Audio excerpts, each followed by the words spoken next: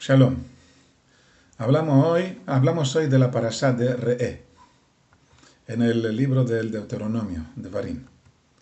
El nombre de la parashá significa mira, y tiene varios párrafos dedicados al templo o al tabernáculo, ya que el verbo mirar tiene una fuerte relación con el templo, y debemos explicar qué significa.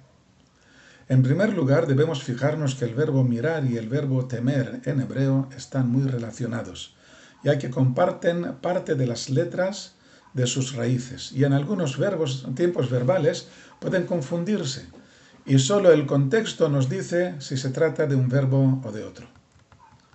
Esto no es casualidad, por supuesto. Cualquiera puede comprobar que cuanto más lo vigilan y no le quitan el ojo de encima, más teme cometer errores.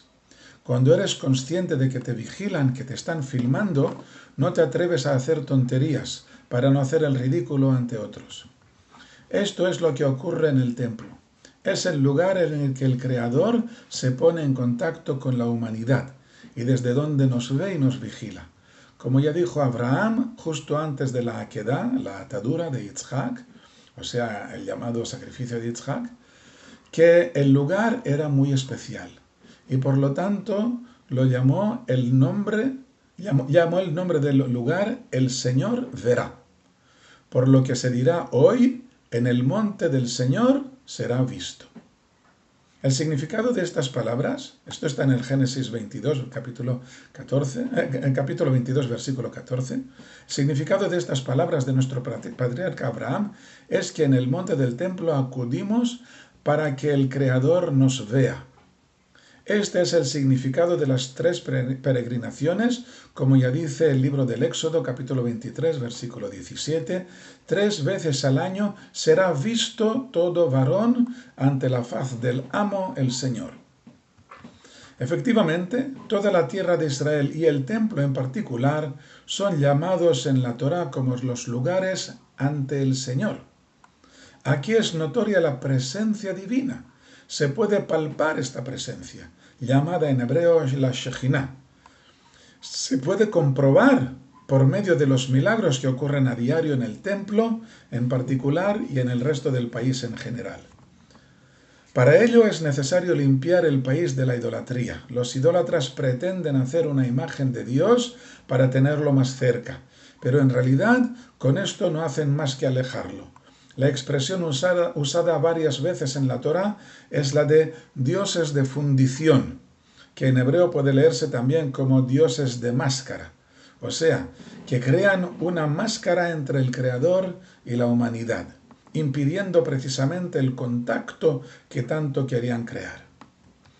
Los ídolos dan una percepción muy defectuosa e imperfecta. Dan una falsa impresión de la espiritualidad superficial y engañosa, sobre todo cuando se trata de falsos dioses, pero no tan solo con ellos.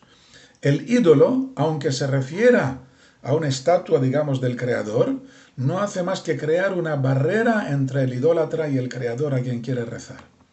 Esto es un grave problema no tan solo para el idólatra, sino también para todo el país, ya que cuanta más idolatría haya en el país, más difícil se hace el contacto de los ciudadanos. Es como si se formaran interferencias en el contacto. La Torá explica también que cuando Israel estaban en el desierto, tenían la obligación de traer todas sus comidas al tabernáculo para convertirlas en sacrificios pacíficos, de los que se quema el sebo sobre el altar, se dan unas porciones a los sacerdotes, pero el resto es para el consumo del dueño del sacrificio y de su familia. De este modo se convertía la comida normal de cada hijo de Israel en un festín sagrado, levantando el nivel espiritual de todo el pueblo.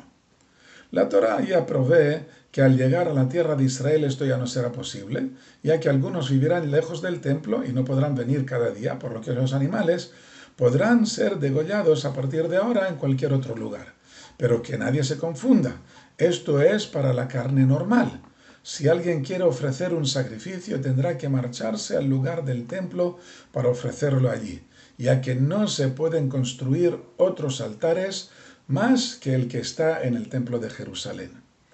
El único lugar en el que se puede alcanzar esta visión tan deseada de la presencia divina está relacionada directamente con el lugar que el Creador elige, el monte de Moriah, el monte del templo.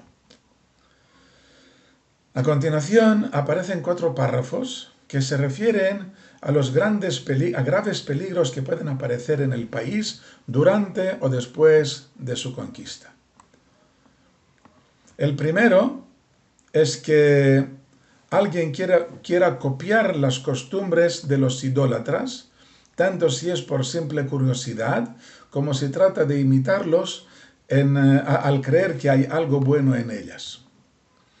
El segundo párrafo habla de los falsos profetas, que al ver el gran éxito de los verdaderos profetas, intentan imitarlos usando trucos falaces, tanto si es para proponer unas leyes diferentes como si no quiere hacer ningún cambio.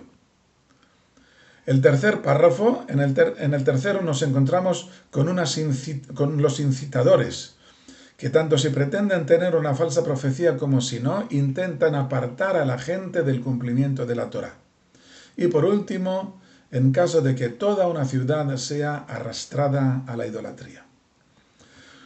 Son peligros que aparecen precisamente cuando hay mucha santidad, pero la gente no está suficientemente preparada para captarla. En realidad la gente está ansiosa de ponerse en contacto con el Creador, pero quieren hacerlo con métodos sencillos que no representen un esfuerzo por parte nuestra.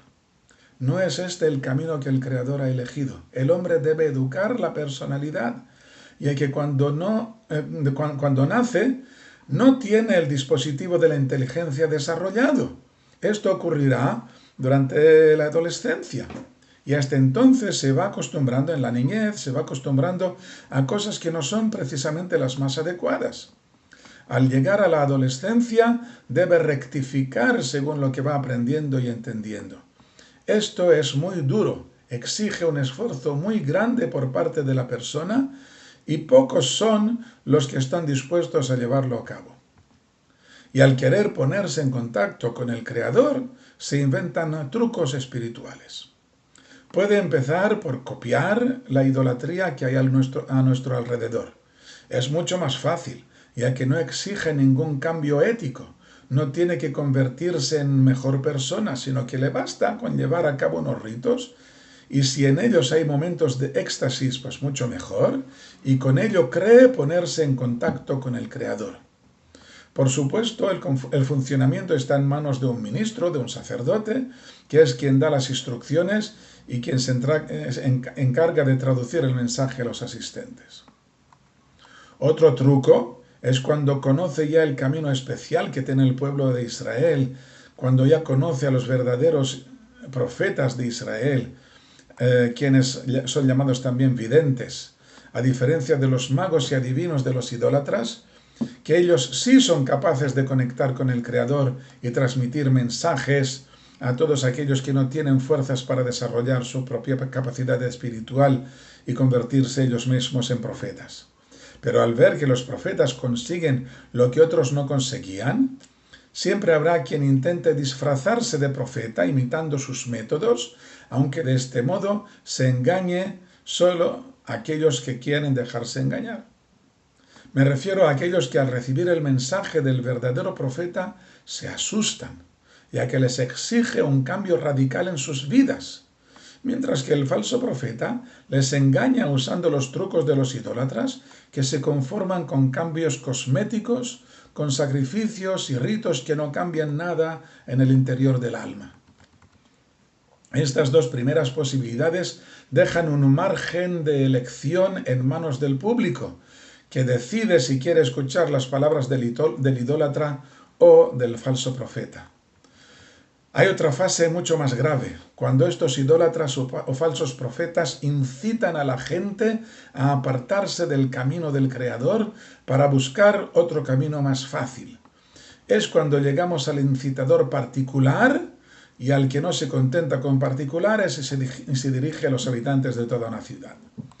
Nos anuncian los comentaristas que el primer incitador está en nuestro interior, y nace cuando una persona comete una falta y no la corrige, ya que esta falta crea una nueva rutina en nuestro interior que nos incita a alejarnos más y más del buen camino.